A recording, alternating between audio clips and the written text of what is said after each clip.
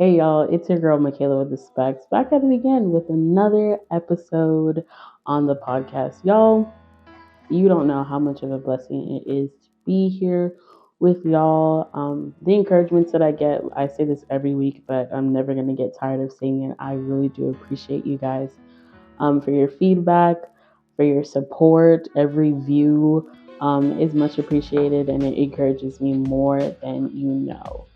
I don't want to, I gotta put the remote down, y'all. I don't want to mince too many words. I don't want to take up too much time. I just want to get straight to it. This week's episode is called Pavilion. And I intend on talking about just the goodness of God, more of a testimony this week than an official lesson per se.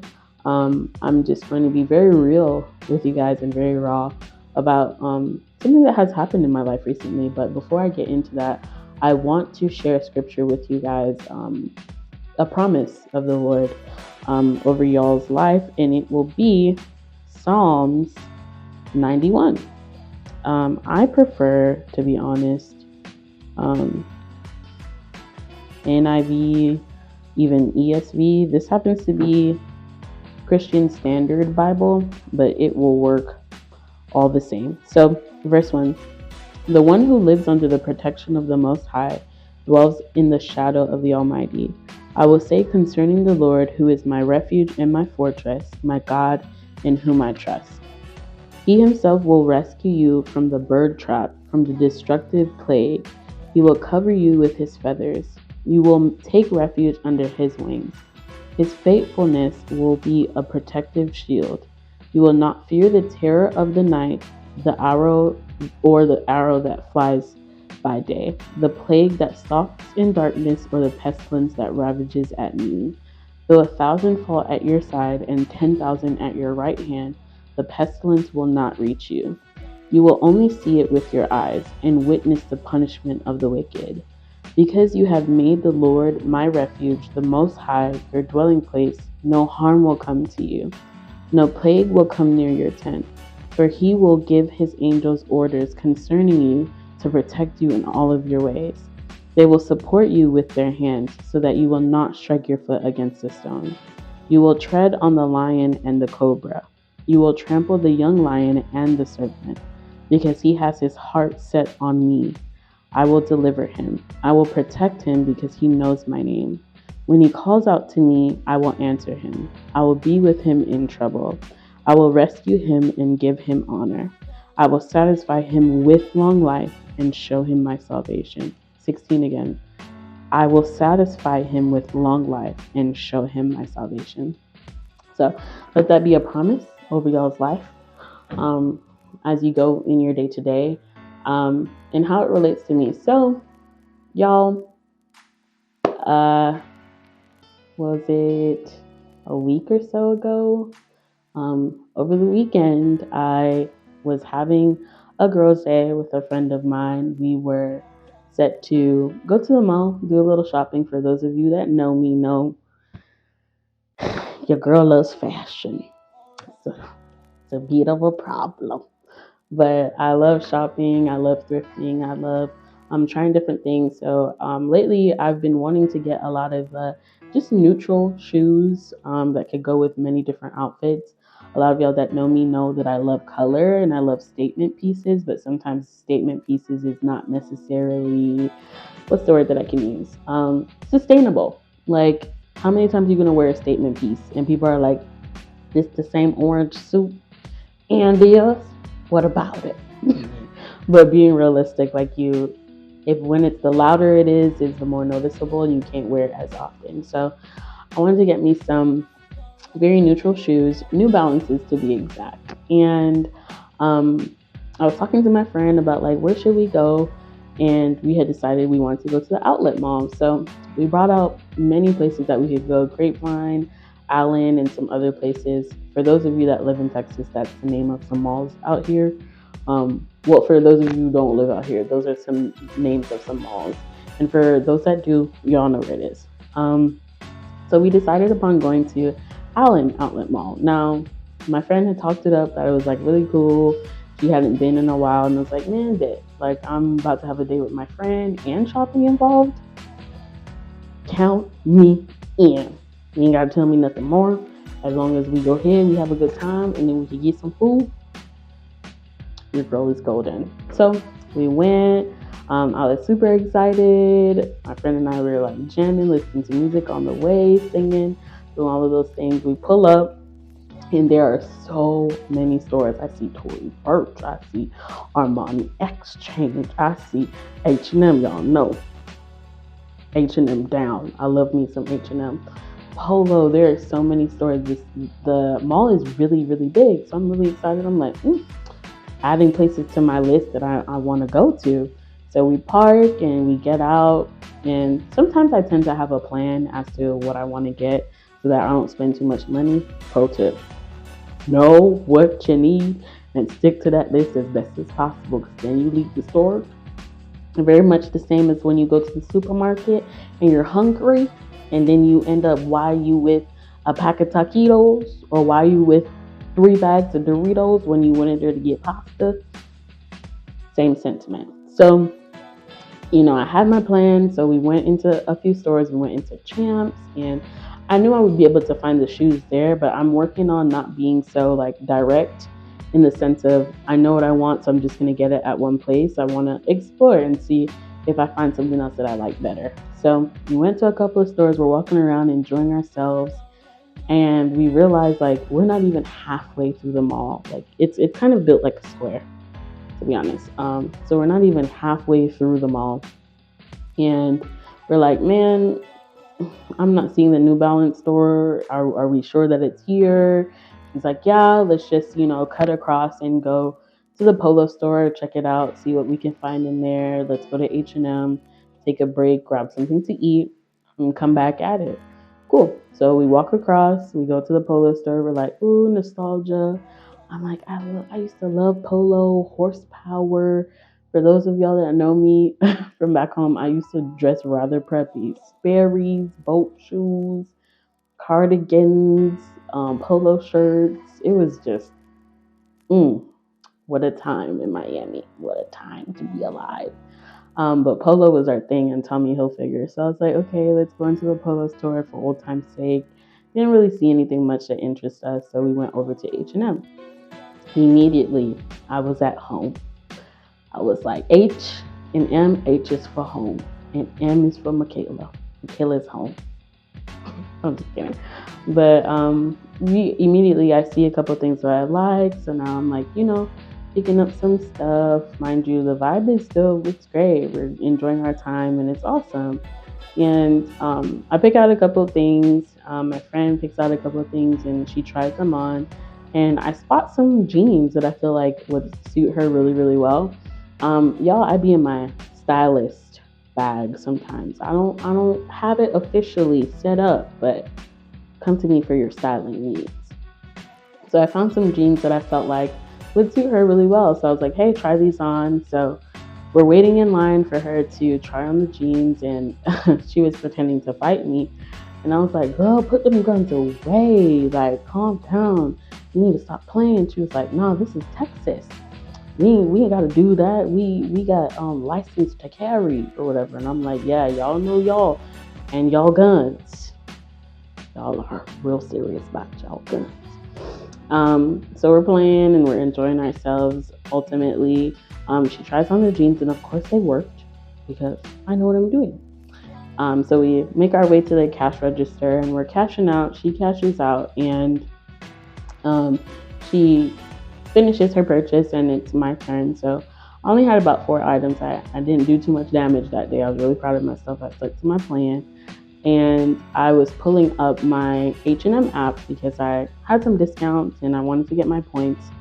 The amount of times I be in H&M, I should be getting something free right out. And that's an app to H&M. That's neither here nor there. But I was looking up to get my rewards number and my membership stuff, and it was not working. Like, for some reason, I don't know if the app had crashed. I don't know what happened, but it wasn't working. So instead of just like letting it go, I was like, let me try to reset my password. Maybe that might work. So I followed instructions to reset my password, and I'm looking in my email to find the link, see no link. So I'm still fiddling around with it. And out of nowhere, I hear pop, pop. So I'm looking down at my phone. I hear pop, pop, and I look up at my friend. I'm like, do you hear that? Like, what is that? Fireworks? And then after that, immediately, not even, I want to say 5 minutes, we hear pop, pop, pop, pop, pop, pop. And that is when we realized that it was gunshots. Um, Not only that, there was like people running into the store, and that's all I needed to really see people running. So then I pushed my friend. We're already at the back of the store because we're by the cash registers, and there was like a door that leads to like the staff break room and the storage room for the store where they keep all of the clothes. So we run into there, and she is like calling someone on the phone. So immediately, once we run out of that door, a bunch of people start filing in behind us, like running as well. And so she was on the phone. Later, found out that she was calling her dad. But people thought, because they saw her on the phone, people thought that she was calling the police. So she hangs up with her dad and she calls the police, and the police was like, "Yeah, we've already are receiving a bunch of calls concerning this. You're good. Go ahead, just get to a safe space." So, we're getting to the safe space and we're all huddling up together. We're blockading the doors, and people are crying and people are nervous, and people are huddling together. Babies are in there. Babies are crying. People are anxious and scared because they're separated from their family. Just moments before, people were like by the dressing room and people were shopping. So people just kind of dispersed in different directions. And none of us really knew what was going on. We just knew we heard gunshots and people running. So, we all hunkered down together. We're trying to like maintain some type of like peace or calm. And I must say, like, everyone that was there in that room really like handled themselves well, the best way that we really could. Me within myself, um, I wasn't sure what I was feeling. I was definitely scared, but I also had this like sense of peace over me, that I really could not explain. I was just shocked that this was happening.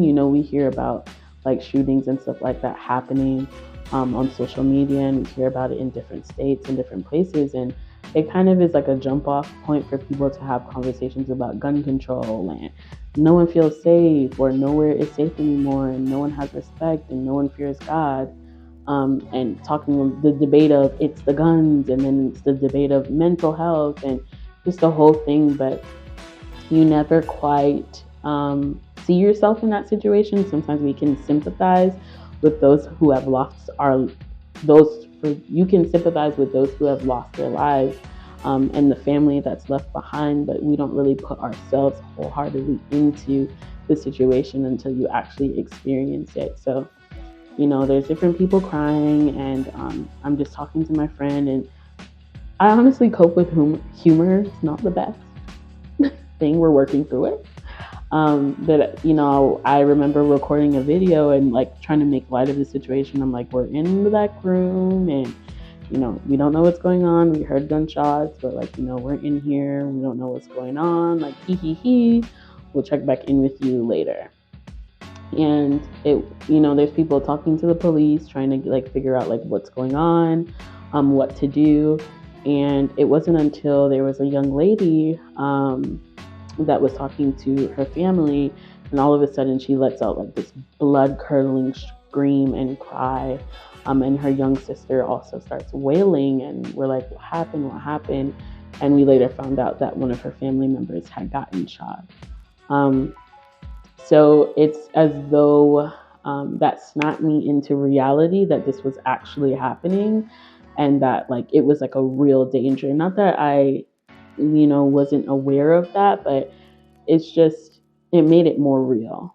And it's in that moment that I actually started to get afraid. My family is in different places, all over the world. And my initial reaction was like, I did not want to call them and worry them because I'm in a different place. There's not much they can really do for me. So I did not want to cause them to be in distress. So I opted to, tell my roommate what was going on and let her know in the event that something did happen to me. to let my family know what I wanted to say, which essentially I love them and, this is the situation. But it wasn't until after um, that girl had gotten that news about her family member that I realized like there's a possibility that I cannot make it out of here alive. And I want to at least speak to someone from my family and let them know that I love them immensely and that, I love them. There's not much that you can really say in those moments beyond what's really important. So I ended up calling my brother and calling my sister, and I let a few people know, and I waited to talk to my parents. And um, it wasn't until I got my brother on the phone that I was like, okay, like, Lord, you have to be in control of the situation because I don't know. I don't know. I would hate for this to be the last time that I talk to my brother. It was just his birthday this past Sunday, I believe, Mother's Day, and all I could think about was like I can't die right before my brother's birthday. Like that is just horrible. That's just so traumatic. And even in speaking to him, I love my brother to death. He was like, "Nah, bro, you gonna be okay." And that was him speaking to my spirit man, even though he wasn't able to really cope with the situation, which is why he was deflecting. I needed to hear that in that moment to be like, okay, I'm gonna do everything I can to be alive, to preserve my life and to preserve my friend's life. And I remember, just talking to her and like checking in with her and talking to each other. And we were in there for not very long. I would say maybe an hour and a half. And then the police came. And at first we were very afraid. They were just like banging on the door. Everybody's like trying to be quiet and like, who's that? Don't open the door. And we verified that it was the police before we let them in. And just them opening the door and having like the rifles and asking if anyone's like okay, if anyone's shot, is anyone armed, and all of that. It was further solidifying that this was real and it wasn't a dream and it wasn't something that like is just a drill. Like it is real. And them walking through and clearing the area and telling us to sit tight. And the manager of the store that literally was just like not even a couple minutes before helping us in the fitting room walked up and was asking everyone if it was okay. And as she turned, we saw like just the blood like soaking her jeans, and then we had realized that she was shot. And it just like the more I looked at certain aspects of the situation is the more I'm just like internally panicking and being like, okay, like this is crazy. Like what is going on? So they prepared us to, exit the room. We all had to stand up. We had our hands up, and we had to listen to the police as they escorted us out. And they tried to prepare us as best as they could, but they were like, just follow the instructions, keep moving. And this part is a little graphic. If you are under the age of 18, I would probably suggest that you click off at this moment. If you are someone that's a little bit queasy about graphic things, I would suggest that you click off and fast forward past this part. Gave you forewarning, so I'm going to continue. But we walked out of the room and there was just like puddles of blood. You could tell someone who was shot was like being tended to by different employees in that area, and they tried to cover it with clothes. And as we continued to walk, we just saw like spots, splatters, puddles, and then bigger puddles of blood as we continued to walk. And just a heavy police presence was there. And I'm walking and I'm trying to regulate my breathing. I'm trying to like tell myself like, keep walking, it's going to be okay, like this is real, this is happening, but you are okay. And we're walking to the front of the store, and that was where the biggest part of blood was. And we walk out of the door and there's just like glass riddled everywhere, bullet casings everywhere, and we see a body. They tried to cover it as best as possible, but she was in the bushes, and another person was laid. And as we continued to walk, I just saw it, and I'm just like trying to process what I saw, but it definitely was extremely hard. It's like you see someone deceased at a funeral, at a viewing, and that's not easy at all, but you've had time to kind of prepare your mind. You know what you're going into, but starting off your day regular, thinking that you're going shopping and you're in a store doing a regular activity, and to be exiting the store instead of in a normal circumstance, you're entering into a very traumatic, almost warlike scene, is just not something normal that anyone can prepare for.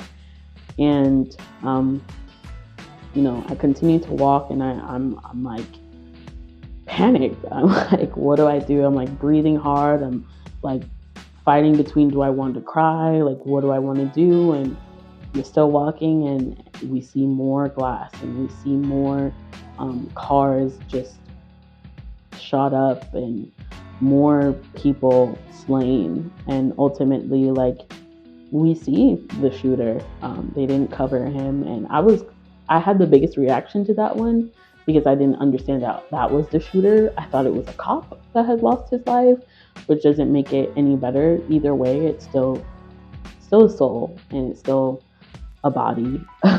Either way you put it. But we continue to walk through that, and it just was a surreal experience. And we continue to walk, and we ultimately exit the mall. And I reached to like the other side of the mall, and I immediately call my parents and let them know like what happened. And it was like I was holding my breath for that whole what now was like 2 hours and ongoing. And I call my parents and I let them know, and I just began to sob. Like, people are looking at me, I'm just like, I don't care. I'm crying because it had occurred to me that if I had not stopped to check my email, that my friend and I would have been done with our purchase, and we would have walked out of that store. And that could have been our fate, the two people that we saw. And it just goes back to the scripture that I read before, about being in situations that seem so bleak and situations that are meant to harm us, but the covering of God and the protection of God, that it doesn't matter what the enemy tries to do or the plans that he tries to foil against us, they cannot and they will not prosper. I'm going to read the scripture one more time for us, so that you can understand that this is a promise. This is not something that is on a postcard. Like, this is what the Lord is saying to us. The one who lives under the protection of the Most High dwells in the shadow of the Almighty. I will say concerning the Lord, who is my refuge and my fortress, my God in whom I trust. He himself will rescue you from the bird trap, from the destructive plague. He will cover you with his feathers. You will take refuge under his wings. His faithfulness will be a protective shield. You will not fear the terror of the night, the arrow that flies by day, the plague that stalks in darkness, or the pestilence that ravages at noon. Though 1,000 fall at your side and 10,000 at your right hand, the pestilence will not reach you. You will only see it with your eyes and witness the punishment of the wicked. But you have made the Lord my refuge, the Most High, your dwelling place. No harm will come to you. No plague will come near your tent, for he will give his angels orders. Another translation says charge concerning you to protect you in all of your ways. They will support you with their hands so that you will not strike your foot against a stone. You will tread on the lion and the cobra. You will trample the young lion and the serpent. Because he has his heart set on me, I will deliver him. I will protect him because he knows my name. When he calls out to me, I will answer him. I will be with him in trouble. I will rescue him and give him honor. I will satisfy him with long life and show him my salvation. The peace that I felt in that situation was only a peace that God could have given to me. Even though it was one of the worst days of my life, God was able to show me how much He is for me and that He knows the plans that He has for my life and to prosper me and to give me a hope and a future. Psalms 91 says, with long life will He satisfy me. I guess what I'm really wanting to say is that the fear that sometimes tries to cripple us cannot compare to what God has for us. We don't need to be scared to do what God has called us to do because we're scared of backlash and we're scared of what the enemy is going to do and we're scared of bad things happening. There's evil in the world. Evil exists, so bad things are going to happen. It's not going to stop. That's just the truth. We can pray about it. We can pray against it. As long as evil exists, it's going to happen. But God ultimately is in control. There's nothing that happens on this earth or concerning your life that He doesn't know about. It doesn't take Him by surprise. So I don't spend time about the whys, why me, why not me. I just thank God for His sovereignty of keeping me and covering me and showing me that He is a promise keeper and showing me that I can rest in Him and showing me that He is my fortress and showing me that He's my pavilion, that I don't need to fear anything that comes my way because He backs me, He goes before me, and most importantly, He sends He charges His angels to encamp round about me. And it's not just me. This is not just a testimony or story that I'm telling you because to hype myself up. No, this is to boast in the Lord and to glorify Him, and to show you that God fights for us. Jehovah Gabor fights for us. The victorious one fights for us. There's no need to fear. There's no need to be handicapped by situations that we may have experienced or will experience, because the enemy is defeated. God has already won the victory. I'm here. I'm alive to live another day, to glorify and to proclaim the name of Christ as I fearlessly and boldly will continue to do. So many people have told me, believers and non-believers, you have a purpose. Not that I didn't know it, but this situation has really showed me that God's not done with me. I'm here for a reason. I'm speaking to that person that feels helpless. I'm speaking to that person that feels like they don't have a purpose on this earth. I'm speaking to this person that feels as though they don't add anything, they don't have anything to contribute. It would be better off if they weren't here. That's a lie. That's a lie from the enemy. You have a purpose. God has plans for you. He has plans for you from the beginning of this world. He had plans for you before you even formed in your mother's womb. He calls you good. He calls you beautiful. He calls you peculiar. There's a reason why you're here, and I feel as though that you really need to live your life fearlessly for God, because there's a real war going on out here. It's not a game. It never was a game. But a regular day, I won't say I did all of the things in the sense of like, you should have seen this coming. I went about my normal day, doing my normal things, prayed before I left, as I normally do before I go places. Didn't get a sense, didn't get a feeling that this was going to happen. Regular day. But even on my worst day, God is still good and He's still covering.